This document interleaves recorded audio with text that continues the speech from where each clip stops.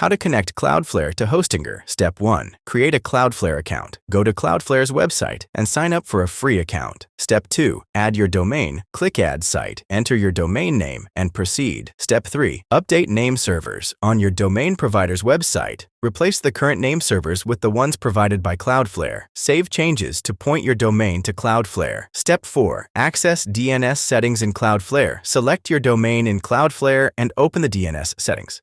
Step 5. Remove existing AAA records.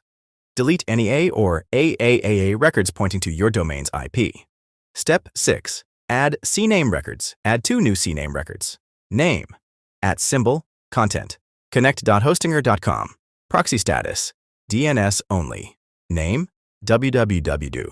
Content, connect.hostinger.com.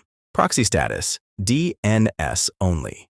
Step 7. Configure SSL. Go to the SSL TLS tab and set the SSL option to full. Step 8. Wait for propagation. Allow up to 24 hours for the changes to propagate, and your website will be live. And that's it. Your domain is now connected to Hostinger via Cloudflare.